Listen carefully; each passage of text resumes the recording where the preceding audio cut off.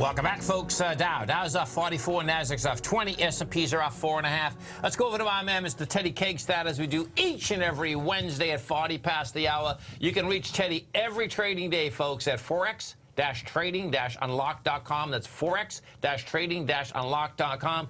We're going over to Teddy. We want to get an education on these currencies. And you talk about harmony in the marketplace, folks. For some reason, Teddy is on each and every Fed meeting, as well as like when Brexit is going wild. That's right, man. You got to love it. Teddy Kekstadt, what's happening, brother?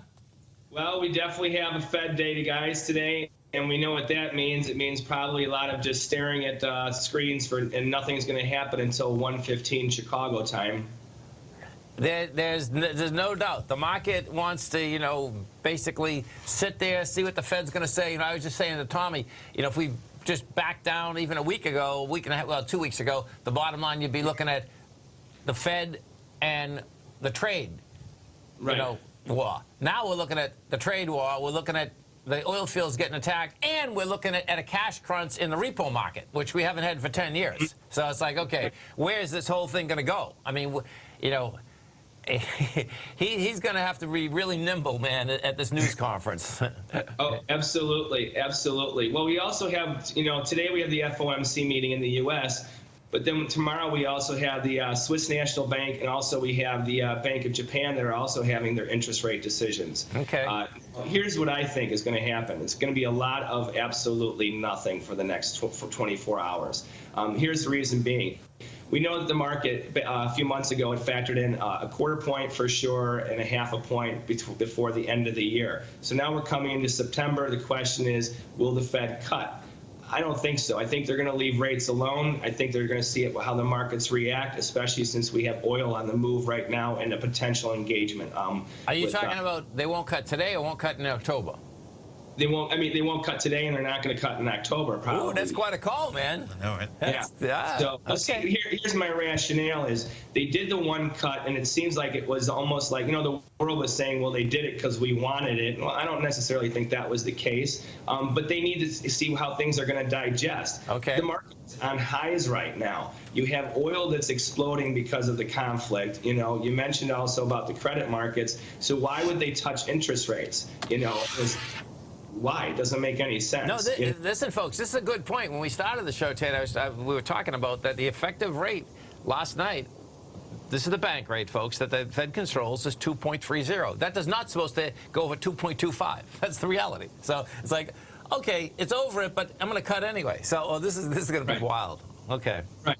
And then tomorrow we have two more central banks that are meeting that I don't think they're going to do anything either. I mean, the Bank of Japan, the likelihood of them cutting rates right now, I think is pretty slim to none. The Swiss also, I don't think they're going to cut rates either. I think they're going to leave things alone because you have a lot of numbers that are coming out in the ECB, the UK, and in the US, and in Canada, literally over the next 2 to 3 days. These are like CPIs, PPIs, manufacturing, production numbers. If they jerk the market with interest rates, unless they already know what the numbers are and they're just going to do it ahead of time, which then we have to say, well, they were doing this ahead of time because they knew what the numbers were going to be. I mean, so I think that they're going to leave things alone. And look at what's going on with the dollar index right now.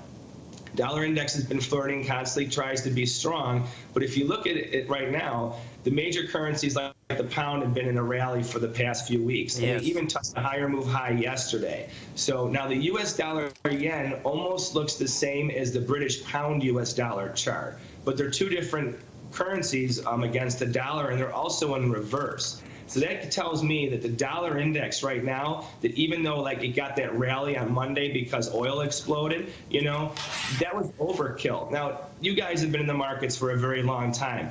I remember when Kuwait was invaded by Iraq. Yeah.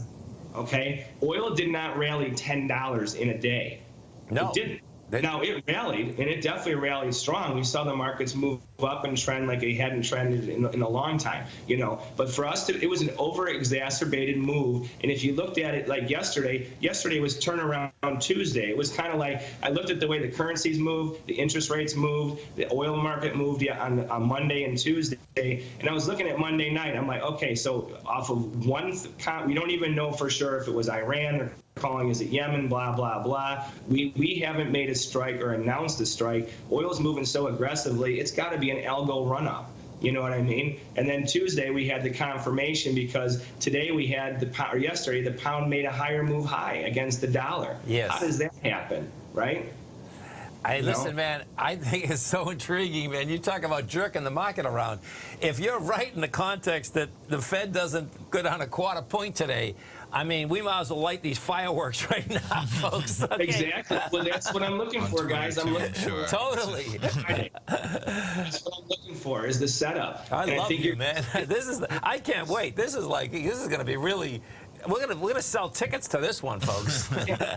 I mean, if you guys look at the dollar index, for instance, it just made a recent higher move high a few sessions back. Yeah. Then it had a big break. It bounced back on Monday, but then it reversed yesterday. It did. It made it.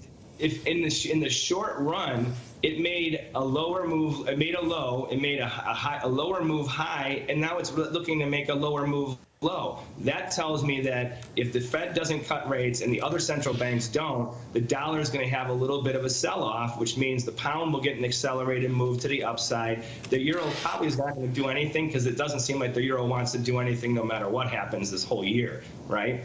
But then the yen, you'll probably see the yen drop, the U.S. dollar yen fall back also, because if dollar weakness comes in, that bear trend may resume. So we may be at that inflection point, like you just said. This could be the spark that all of a sudden we're going to actually have a trend move going into October, and we are on the cusp of October.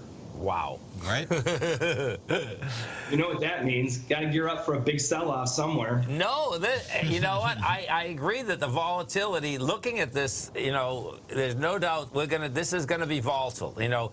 We commit to these all the time, folks, and most of the time you think that hey, it's gonna be volatile. Sometimes nothing happens. Sometimes, you have it. But there's so many different variances here. Yes. And I think one of the biggest ones is this problem with the liquidity crunch overnight. And I don't, it's hard to, I don't understand, I understand it fundamentally, but I don't understand it, like what does that mean that the Fed has to do? The first place that I did go, though, I say, how can they go down on rates if the banks, not last night, the prior night, we're paying 10% overnight. It's like, hold it.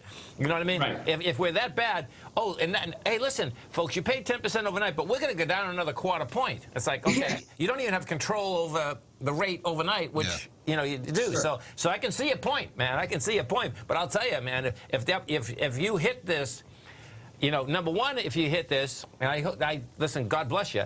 This is going out. This is going out everywhere anyway. You're going to be a freaking hero, because I haven't heard anyone. Well, I'll also have a good week and a half of trading. Also, if this happens, well, we all will. That's the cool thing. There's no doubt. Volatility is a trader's best friend, folks. Well, Teddy, it's always a pleasure, man. You have a great week, a safe week, and of course, now this is really going to get intriguing. What do you think? We'll see what happens by next week. Right? Totally. That's right. By 2 o'clock. Yeah, 2 Thanks, o'clock. Teddy. Thanks, guys. You have a good one. You too. Thank you. Stay right there, folks. Tommy and I come right back.